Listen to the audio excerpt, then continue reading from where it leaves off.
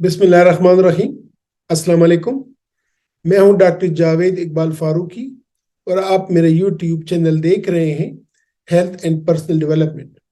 नाजरीन, आज के लेक्चर में हम पेप्टिक अल्सर डिजीज या मैदे के अल्सर या मैदे के जख्म के बारे में बात करेंगे कि ये मैदे का अल्सर या पेप्टिक अल्सर डिजीज क्या होता है, ये बीमारी कैसे बनती है, इसकी वजूहात क्या हैं, और इसमें मैदे में क्या तब्दीलियां आ जाती हैं कि मैदे का अल्सर बन जाता है।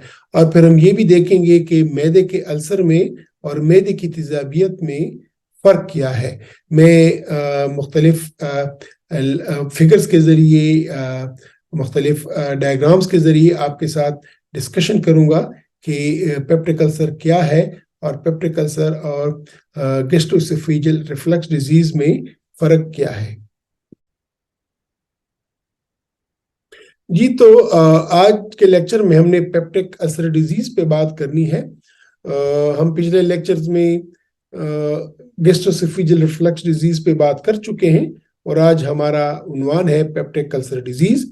हम देख चुके थे कि गैस्ट्रोएसोफेजियल रिफ्लक्स डिजीज में खुराक की नाली और मैदे में जो के दरमियान में एक जंक्शन होता है जिसको गैस्ट्रोएसोफेजियल स्फिंक्टर बोलते हैं, ये पूरी तरह बंद नहीं हो पाता और मैदे की तेजाबियत ऊपर आती है और खुराक की नाली में मसला बनाती है। तो गैस्ट्रोएसोफेजियल रिफ्लक्स डिजीज या जिसको मैदे की तेजाबियत बोलते हैं, इसमें मसला होता है ऊपर खुराक की नाली में, जबकि पेप्टिक अल्सर में ये मसला होता है मैदे में या छोटी आंत में। ये मैं पहले ही लेक्चर्स में आपसे डिस्कस कर चुका हूँ कि निज़ाम के मुख्तलिफ हिस्से होते हैं, जो कि शुरू होता है ओरल कैविटी से, फिर फेरिंक्स है, फिर खुराक की नाली है, फिर मैदा है, इसके बाद छोटी आंत, बड़ी आंत, साथ में जिगर और नीचे पीछे लबलबा और गाल ब्लैडर। तो पेप्टिक अल्सर डिजीज बीमारी है या तो मैदे में किसी अल्सर का होना या छोटी आंत में अल्सर का होना। तो या तो मैदे में अल्सर हो जाता है या फिर छोटी आंत में अल्सर हो जाता है या जख्म हो जाता है। और ये कैसे पता चलता है कि आया इसको गैस्ट्रोएसोफेजियल रिफ्लक्स डिजीज है या मैदे का जख्म है या छोटी आंत का जख्म है? तो ये एंडोस्कोप के जरिए पता चलता है कि जब हम एंडोस्कोप के जरिए मुआयना करते हैं, एंडोस्कोप मुंह के जरिए अंदर डालते हैं, खुराक की नाली देखते हैं, जब हम मैदे में पहुंचते हैं तो हमें पता चल जाता है कि आया कि इसके शख्स के मैदे में तो जख्म है या इसके छोटी आंत में जख्म है। इसको पेप्टिक अल्सर डिजीज बोलते हैं। तो इस शख्स में देखें, यहाँ पे मैदे में अल्सर हैं दो, और साथ में यहाँ पे जब हमने देखा तो उसकी छोटी आंत में भी अल्सर है। मैदे के अल्सर्स को गैस्ट्रिक अल्सर बोलते हैं और छोटी आंत के अल्सर्स को ड्यूडेनल अल्सर बोलते हैं।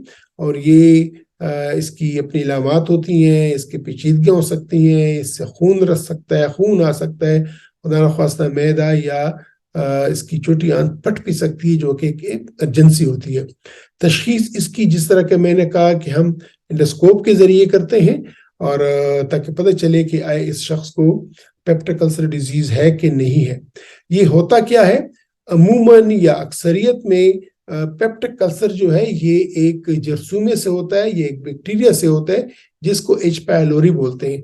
तो ये देखें, ये डायग्राम में ये मैदा है और ये मैदे में एक जो है ना, ये उसके एक पार्ट में ये दिखाया गया है कि इसमें एच पायलोरी के बैक्टीरिया है। ये एच पायलोरी, इसको मजीद फिर बड़ा किया गया है। एच पायलोरी का बैक्टीरिया जो है इसके फ्लैजेला होते हैं और जो है ना इसके, या आप ये समझ लें कि 2-3 इसके फ्लैजेलस होते हैं जिसके जरिए से ये मूव करता है, ये एक जगह से दूसरी जगह जाता है। और जब ये मैदे में इन्फेक्शन बना देता है, जिन लोगों के मैदे में एच पायलोरी इन्फेक्शन होता है, तो वहाँ पे ये तेजाबियत भी बना सकता है, मैदे की सोजिश भी बना सकता है जिसको गैस्ट्राइटिस बोलते हैं, इसको पेप्टिक अल्सर भी बना सकता है, और खुदा ना करे ऐसे अशखास में ये मैदे का कैंसर भी बना सकता है। तो पेप्टिक अल्सर की जो सबसे बड़ी वजह है वो है एच पायलोरी इन्फेक्शन।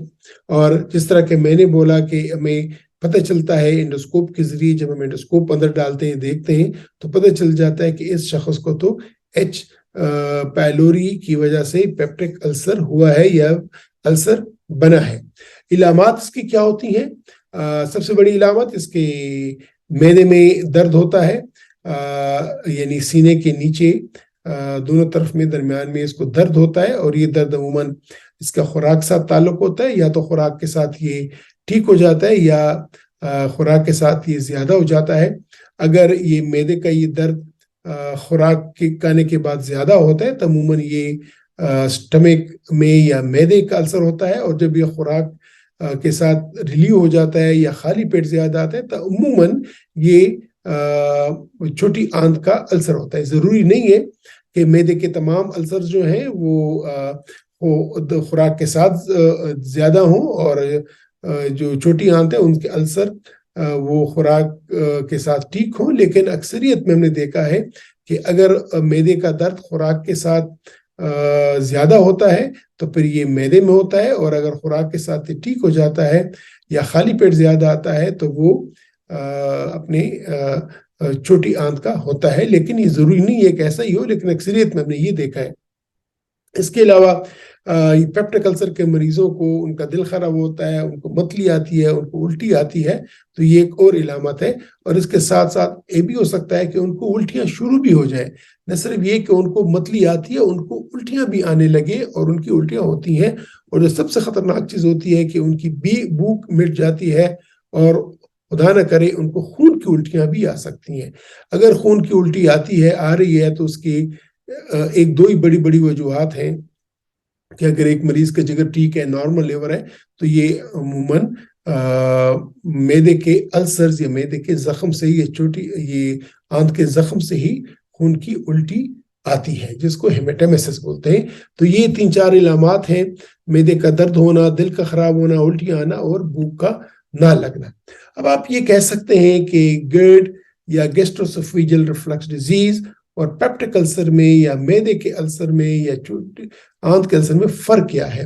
تو گرڈ جو ہے یہ ایک تقریباً یہ لائف لانگ بیماری ہے یا ساری عمر رہنے والی بیماری ہے، ایک یہ سمجھ لیں۔ یعنی اگر آپ کے خوراک کی نالی اور معدے کا جو جنکشن ہے وہ پوری طرح بند نہیں ہو پاتا تو عموماً یہ ایک لمبے عرصے تک رہنے والی بیماری ہے، جبکہ پیپٹک السر جو ہے وہ ایک کم عرصے کی بیماری ہے، مہینوں کی ہو سکتی ہے، کیونکہ اس کا علاج ہو جائے تو یہ مکمل طور پہ ٹھیک ہو جاتی ہے، جبکہ گرڈ جو ہے یہ لانگ ٹرم یا بہت لمبے عرصے تک یہ علاج مانگتی ہے۔ گرڈ کی جو بیماری ہے یا معدے کی تیزابیت کی جو بیماری ہے جس میں خوراک کی نالی میں سوزش ہوتی ہے، اس کو آپ دوائیوں کے ذریعے کنٹرول کرتے ہیں۔ اٹس کنٹرولبل، یعنی آپ دوائیاں کھائیں گے تو یہ کنٹرول ہوگا، دوائیاں چھوڑیں گے تو دوبارہ علامات واپس آئیں گی۔ جبکہ پیپٹک السر کے جو بیماری ہوتی ہے یہ کیوریبل ہے، آپ اس کو مکمل طور پہ اس کا خاتمہ کر سکتے ہیں۔ یہ میں نہیں بول رہا ہوں کہ تمام گرڈ کے مریض وہ ساری عمر رہنے والی بیماری ہے، لیکن اکثریت میں ہم نے دیکھا ہے کہ یہ کنٹرول کیا جا سکتا ہے، یہ مکمل طور پہ اس کا خاتمہ ممکن نہیں ہے۔ جبکہ پیپٹک السر کا مکمل طور پہ خاتمہ ممکن ہے، لیکن کچھ ایسے مریض ہوتے ہیں کہ جس میں ہم دیکھتے ہیں کہ یہ مکمل طور پر اس کا خاتمہ ہم نہیں کر سکتے۔ گرڈ کی بیماری جو ہے یہ ایچ پائلوری کی وجہ سے نہیں ہوتی ہے، جبکہ پیپٹک السر کی بیماری عموماً ایچ پائلوری کی وجہ سے ہوتی ہے۔ تو یہ تیسرا فرق ہے۔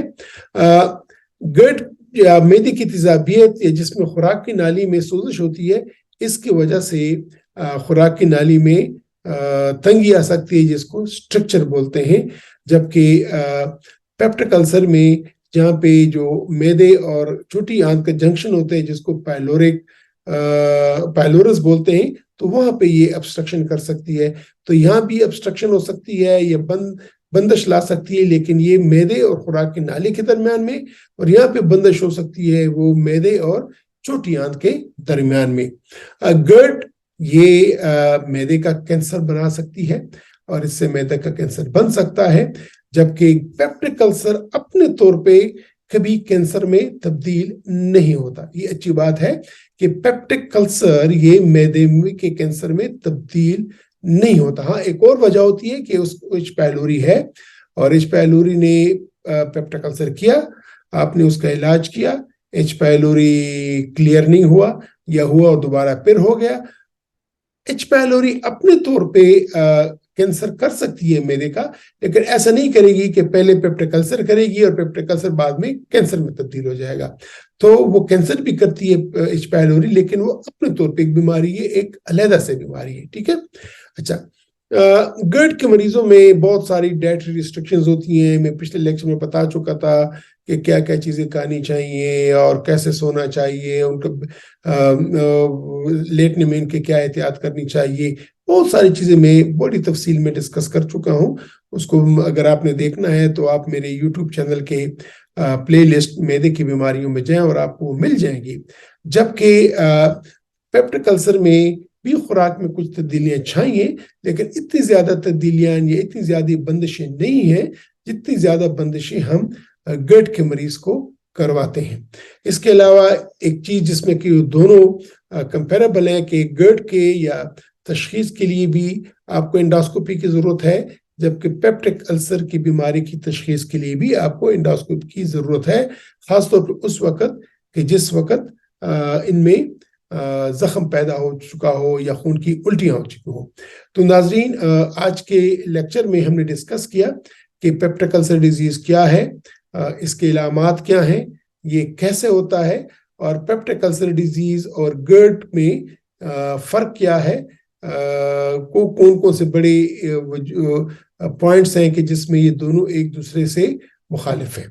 तो उम्मीद है कि मेरे इस लेक्चर से आपको आइडिया हो चुका होगा कि पेप्टिक अल्सर डिजीज को नोयत क्या है, और इससे जब हम अगले लेक्चर में डिस्कशन करेंगे तो हम ये बहस करेंगे कि पेप्टिक अल्सर के डिजीज का इलाज हम कैसे कर सकते हैं, इसमें कैसी परहेज चाहिए, इसमें कैसे खुराक चाहिए, और इसकी क्या क्या पेचीदगियां हो सकती हैं।